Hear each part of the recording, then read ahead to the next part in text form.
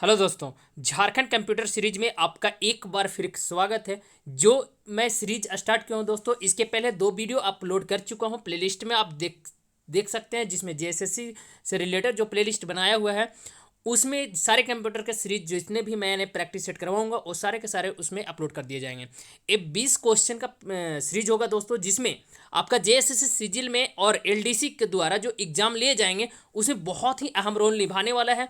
चलिए मैं बिना लेट किए क्वेश्चन की ओर बढ़ता हूँ। क्वेश्चन नंबर 1 आपके सामने है, आप देख सकते हैं। यहाँ पूछा जा रहा है कि आईबीएम का पूर्ण रूप क्या है, यानी full form of IBM international business machine होता है। याद रखिएगा, ऑप्शन नंबर डी हो जाएगा, 1 का डी हो जाएगा। आईबीएम का फुल फॉर्म क्या होता है? International business machine.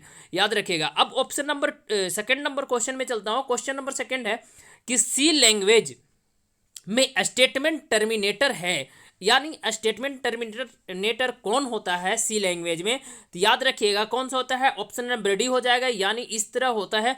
याद रखिएगा।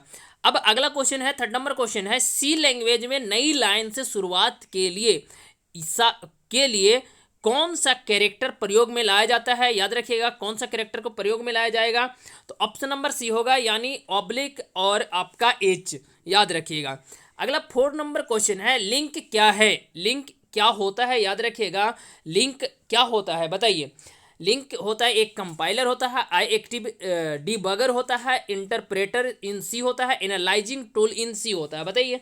ऑप्शन नंबर डी हो जाएगा, यानी एनालाइजिंग टूल इन सी होगा, यानी लिंक एक प्रकार का एनालाइजिंग टूल्स इन सी है। याद रखिएगा। अगला क्वेश्चन है, रिसाइकल बिन का प्रयोग होता है, कहाँ होता है बताइए। To store wastage files, to make photos, to list and songs, या टू मेक फाइल्स। तो यहाँ देखिए, वेस्ट फाइल्स जितने भी होते हैं, मैं डिलीट अगर मारता हूँ तो रिसाइकल बिन में जाकर स्टोर होता है। तो टू स्टोर वेस्टेज फाइल्स को स्टोर करने का काम कौन करेगा? रिसाइकल बिन करता है। अगला क्वेश्चन है 6 नंबर, इनमें से कौन सा एमएस एक्सेल से संबंधित नहीं है बताइए।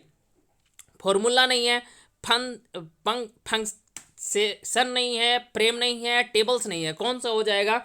तो ऑप्शन नंबर डी हो जाएगा। ये एनी फ्रेम जो होता है ना, एम एस एक्सेल से रिलेटेड नहीं होता। टेबल होता है, फॉर्मूला होता है, फंक्शन होता है। याद रखिएगा। अब अगला क्वेश्चन 7 नंबर में है, floppy drive secondary memory device है बताइए। Floppy drive secondary memory device है। याद रखिएगा। तो क्या है? ट्रू होता है। ट्रू इन सम सिचुएशन, यानी कभी कभी होता है ऐसा कि फ्लॉपी ड्राइव जो है सेकेंडरी मेमोरी होता है कभी कभी। या पूरी तरह से गलत है कि नहीं, फ्लॉपी ड्राइव जो होता है सेकेंडरी मेमोरी नहीं होता है। या फॉल्स इन सम सिचुएशन, बताइए कौन सा हो जाएगा? तो सही होता है, यानी फ्लॉपी ड्राइव जो होता है ना, ये सेकेंडरी मेमोरी का ही पार्ट से। याद रखिएगा, ये सही है। अब अगला क्वेश्चन है, नई स्लाइड को खोलने का शॉर्टकट क्या है? यानी नई स्लाइड को खोलने का शॉर्टकट क्या होता है? Control plus M, control plus N, या कंट्रोल प्लस एफ, या कंट्रोल प्लस ओ होता है। बताइए इसमें से कौन सा ऑप्शन सही होगा? यानी किसी भी स्लाइड को खोलना है तो उसमें कौन सा मैं शॉर्टकट की का यूज करूंगा? तो कौन सा शॉर्टकट की हो जाएगा? कंट्रोल प्लस एम हो जाएगा, यानी ऑप्शन नंबर ए आपका सही होगा। अगला क्वेश्चन है 9 नंबर क्वेश्चन, निम्नलिखित में से कौन सी प्रोग्रामिंग लैंग्वेज नहीं है बताइए। सी नहीं है, या एम एस एक्सेस नहीं है, जावा नहीं है, या भी नहीं है। बताइए कौन सा जो है ना आपका प्रोग्रामिंग लैंग्वेज नहीं है? बताइए।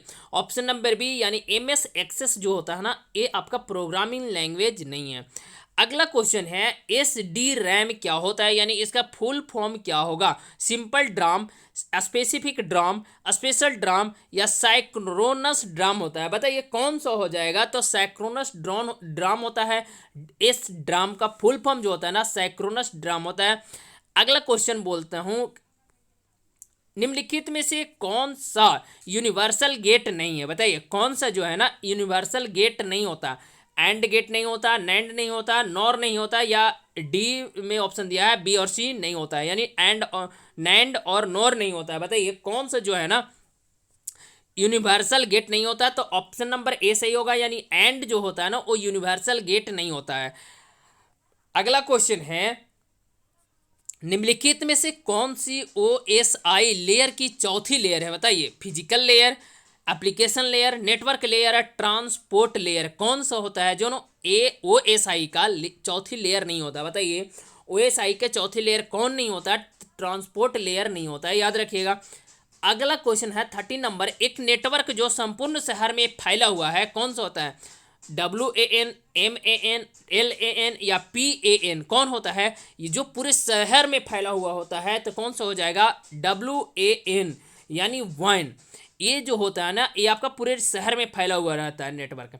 निम्नलिखित में से कौन सा डाटा हायरार्की का बढ़ता हुआ क्रम दर्शाता है? बीट, बाइट, रिकॉर्ड, फाइल या field file database, byte bit field record file database या byte bit record file field database या bit byte field record file database कौन सा हो जाएगा? ये आप यहाँ देख सकते हैं।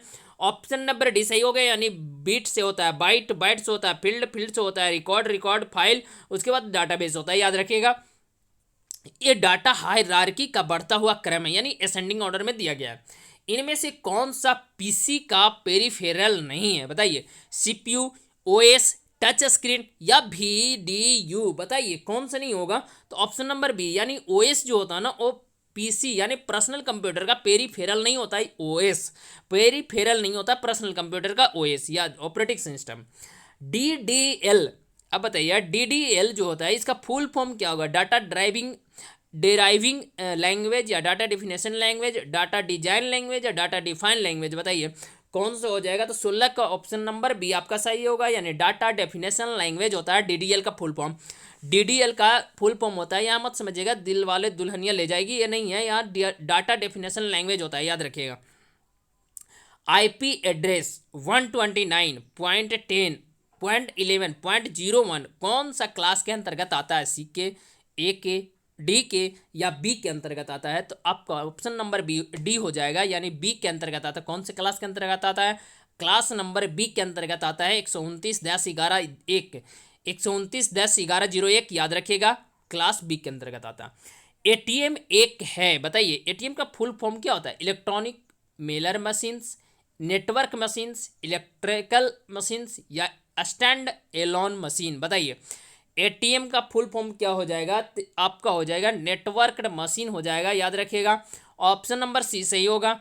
अब एक इलेक्ट्रॉनिक टेलर मशीन भी बोला जाता है, लेकिन यहाँ नेट उस तरह का नहीं दिया हुआ है, तो नेटवर्क मशीन ही होगा। .ZIP बताइए .ZIP किसका होता है? एक्सटेंशन किसका है? बताइए एक्सक्यूटेबल फाइल का, कंप्रेस्ड फाइल का, सिस्टम फाइल का या कॉम्बो फाइल का? बताइए किसका हो जाएगा? 19 नंबर का बी हो जाएगा, यानी कंप्रेस्ड फाइल का एक्सटेंशन है .ZIP। ऑप्शन नंबर, अब चलिए क्वेश्चन नंबर 20 में चलता हूँ। क्वेश्चन नंबर 20 आपके सामने है। बोला जा रहा है कि वायरस के विरुद्ध एक प्रकार की सिक्योरिटी प्रदान करता है।